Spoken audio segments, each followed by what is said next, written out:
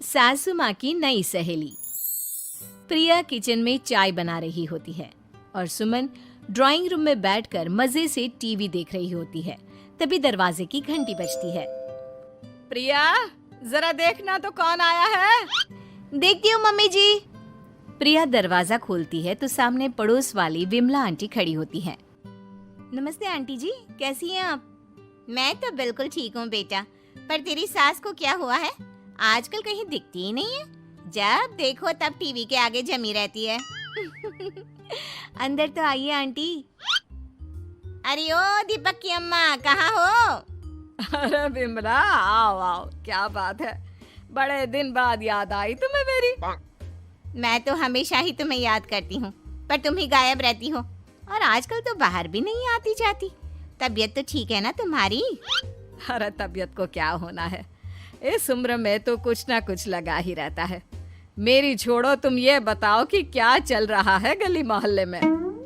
तुम गली मोहल्ले की छोड़ो, चल तो तुम्हारे पड़ोस में रहा है। तुम्हारी नई सहेली आई है। मेरी कौन सी नई सहेली? मैं तो यहाँ बस तुमसे बातचीत कर लेती हूँ या फिर बाजू वाली शर्मा की बहू से दो चार बातें कर लेती हूँ।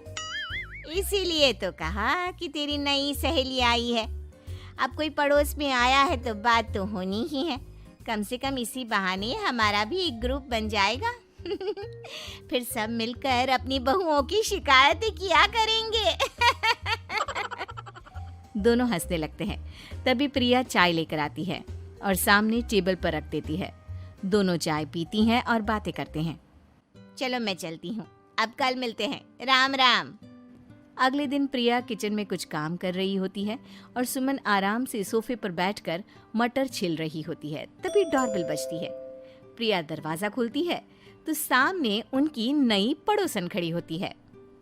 जी, आप कौन? मैंने पहचाना नहीं। नमस्ते बेटा, मैं शारदा, आपके बगल वाले घर में अभी 2-4 दिन पहले ही शिफ्ट हुए हैं। ओह अच्छा अच्छा अच्छा, नमस्ते आंटी, अंदर आइए ना आप। देखिए तो मम्मी जी, आज कौन आया है। इतना कहकर प्रिया किचन में चाय बनाने चली जाती है। नई पड़ोसन को घर पे देखकर सुमन थोड़ा हैरान हो जाती है। नमस्ते बहन जी, मैं शारदा, आपकी नई पड़ोसन। अच्छा अच्छा, आप हैं हमारी नई पड़ोसन। आइए आइए, और बताइए कैसी हैं आप? जी बिल्कुल ठीक हूँ। वो दरअसल घर पर छोटी सी पूजा रखवाई थी, बस उसी का प्रसाद देने चली आई।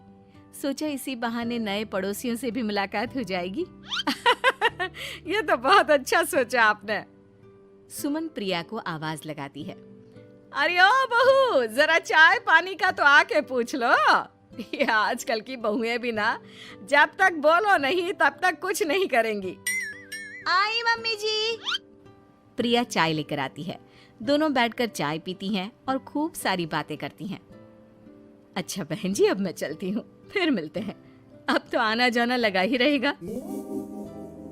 शारदा के जाने के बाद प्रिया किचन से बाहर आती है। क्या बात है मम्मी जी, आप दोनों को देखकर तो लगा ही नहीं कि पहली बार मिल रही हो। आप दोनों तो बिल्कुल बिछड़ी हुई सहेलियों की तरह बातें कर रही थी।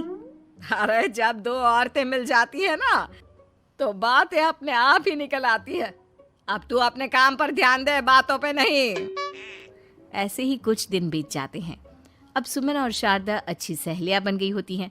दोनों एक साथ मंदिर जाती, मार्केट जाती और कभी कभी तो विमला भी इनके साथ मिलकर खूब हंसी ठिठोली करती।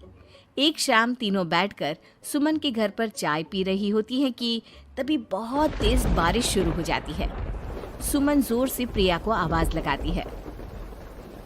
प्रिया, ओ प्रिया, देख कितनी तेज बारिश हो रही है। जाके छत से सारे कपड़े ले आ, नहीं तो सब भीग जाएंगे। सुमन 2 बार आवाज लगाती है लेकिन प्रिया का कोई जवाब नहीं आता। शायद प्रिया कुछ काम कर रही है, इसीलिए कुछ जवाब नहीं दे रही। अरे काहे का काम, आराम फरमा रही होगी महारानी। तभी प्रिया बीमार हालत में अपने कमरे से बाहर निकलती है। हाँ मम्मी जी, क्या हुआ? मेरी तबीयत थोड़ी ठीक नहीं है ना, इसलिए आग लग गई। अरे सारे कपड़े भीग गए और तुझे सोने से फुर्सत नहीं है। सबके सामने सुमन के मुंह से ऐसी बातें सुनकर प्रिया उदास हो जाती है और छत से कपड़े उतारने चली जाती है। सुमन, ये क्या बात हुई? प्रिया ने बताया ना कि उसकी तबीयत ठीक नहीं, इसलिए उसकी आंख लग गई। तुम भी ना खामखा उसे सबके सामने सुना दिया।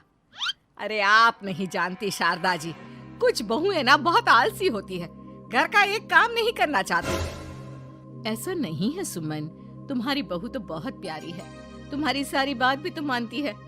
हाँ सुमन, तुम प्रिया के बारे में ऐसा क्यों सोचती हो? मेरी भी दो दो बहुएं हैं, लेकिन मैं उन्हें अपनी बेटियों की तरह रखती हूँ। आखिर वो भी तो किसी की बेटियां ही है ना। और अगर तुम ऐसा ही व्यवहार करोगी तो एक दिन प्रिया भी तुम्हारे साथ ऐसा ही बर्ताव करेगी। शारदा और विमला की बातें सुनकर सुमन की तो बोलती बंद हो जाती है। वहीं प्रिया भी बाहर से सारी बातें सुन रही होती है। अरे मैं कोई उसकी दुश्मन थोड़ी ना हूँ, मैं भी उसकी माँ हूँ, लेकिन कभी कभी सास बनना पड़ता है, नहीं तो बहुएं हाथ से निकल जाती है। देखो सुमन, ये सब सोच का फर्क है। अगर तुम ये सोचोगी तो कभी प्रिया को अपनी बेटी नहीं बना पाओगी। इतना कहकर शारदा और विमला वहां से चली जाती हैं और सुमन अकेले बैठकर उनकी बातें सोचने लगती है। अगले दिन प्रिया और दीपक अपने कमरे में बैठकर बात कर रहे होते हैं और सुमन उनके कमरे के बाहर कुछ काम कर रही होती है और उन दोनों की बातें सुन लेती है। दीपक, तुम्हें पता है हमारे पड़ोस में जो शारदा आंटी है ना, बहुत अच्छी हैं। अच्छा, ऐसा क्या हो गया जो तुम्हें वो इतनी अच्छी लगने लग गई? कुछ खास नहीं, बस कल जब मम्मी जी मुझे सबके सामने सुना रही थी तो शारदा आंटी ने मेरा साथ दिया। मैं तो सच में हैरान ही रह गई थी जब उन्होंने मम्मी जी को मुझसे ऐसा बर्ताव करने के लिए मना किया। अच्छा, फिर क्या हुआ? होना क्या था, शारदा आंटी तो मम्मी जी को समझा ही रही थी कि बहू को भी बेटी की तरह ही रखना चाहिए, लेकिन मम्मी जी तो मम्मी जी है ना, उन्हें तो मुझ में हमेशा कमी ही दिखती है। काश मुझे भी शारदा आंटी जैसी सास मिली होती जो मुझे भी अपनी बेटी जैसी समझती। सुमन ये सब सुनकर बहुत उदास हो जाती है और वहां से चली जाती है। प्रिया की बातें सुमन के कानों में बार बार गूंज रही थी। उसे बहुत शर्मिंदगी महसूस हो रही थी कि उसने प्रिया के साथ बहुत गलत किया है। अगले दिन सुमन शारदा और विमला को बुलाती है। क्या बात है सुमन, आज तूने ऐसे अचानक क्यों बुलाया? सब ठीक तो है ना? हाँ हाँ, सब ठीक है, तुम दोनों बैठो तो सही। तब तक दीपक और उसके पापा भी आ जाते हैं। प्रिया, तुम भी आ जाओ। क्या हुआ मम्मी जी, आपने बुलाया? हाँ प्रिया बेटा, मैं आज सबके सामने तुमसे माफी मांगना चाहती हूँ।